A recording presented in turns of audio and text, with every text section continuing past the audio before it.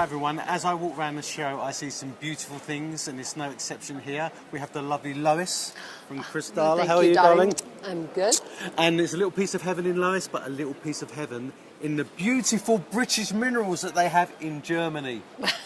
Can you believe that? A beautiful, beautiful case. Now I looked at this case and Lois kindly said, like, take the keys, open up and pick anything you like.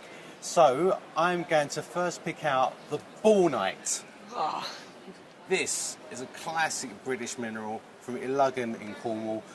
People say to me, I like black rocks, and I do. I have lovely form, but this is really neat. This is a peacock-looking rock. It's a peacock ore. It used to be a peacock ore, but you get this iridescence here. That's probably on the chalcopyrite, though. But it's these lovely tufts of rounded bornite crystals all over the surface, and that is a really nice piece. You're getting a little too excited about these English rocks. Oh, no, I've seen a lot of English rocks.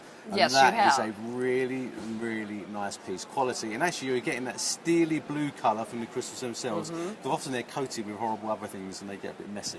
Well, the wonderful part about this is when we got the Philadelphia collection about 10 years ago, we split it, of course, and Wayne took his part out in English minerals. Right. So that's where we got this amazing collection of English minerals, and most of them came from the Philly collection. Really? So these are classic British minerals, old-timers, obviously, from the heyday of British mining, probably about the middle 19th century. Of course, look at that leuroconite. You can't believe the colour. You cannot beat the colour of leuroconite. Is that just... Super collectible. And large crystals and a nice little bug. Nice little tabular crystals there. And even leuroconite's a funny mineral because it kind of these greenish crystals as well. And you can see them here. Green crystals around here, green around the edge. Slight change in chemistry. There's a lot of debate about why that's happening. I know Mike Rumsey from the museums analysed a lot of these, and he's going to write something up on this. But I'll look at that. What that mine must have looked like. Yeah, the color and the nice zoning in it, and of course when you get that nice bug, you know. Yeah, they've got space to crystallise, and but it's the colour.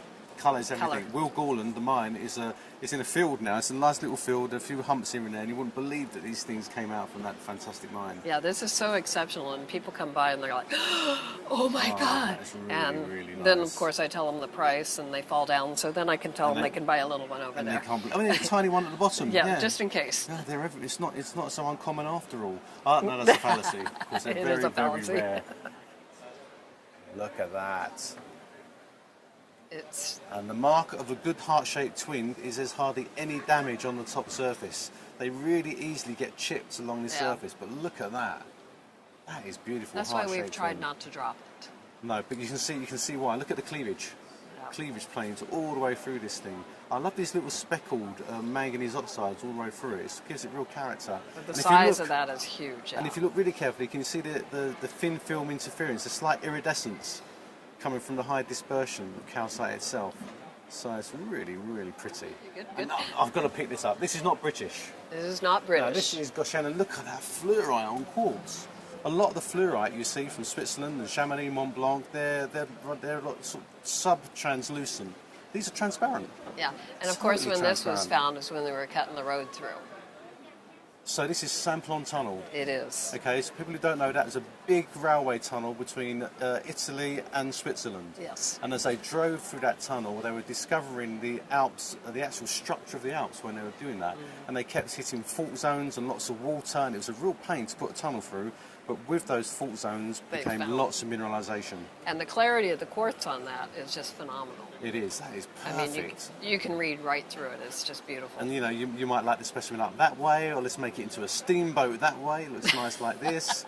It's nice like that. It's all round. But that caught my eye because the pink colour sort of sometimes disappears. You can see that. It's just very strange. When you get really translucent fluorite, it deceives the eye in terms of its colour.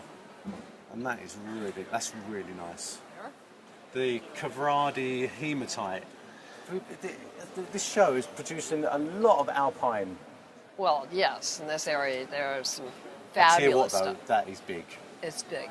Size is everything. I've been told. That is. Look at that. Look at this. A huge stacked plates. Yeah, the luster is nice on that. The very three-dimensional again. Always look at the back as well because look at that. And there's a massive big rutile crystal in here as well, flattened rutile. These are famous for their epitaxially grown rutile. This one hasn't got there's a few here on the crystal surfaces, but that is a big plate. Okay, well, I've had my fill of British minerals and some beautiful Swiss and Alpine minerals. So, Lois, all I can say is thank you again, darling. Pleasure. What a pleasure. And I'll see you soon. Absolutely.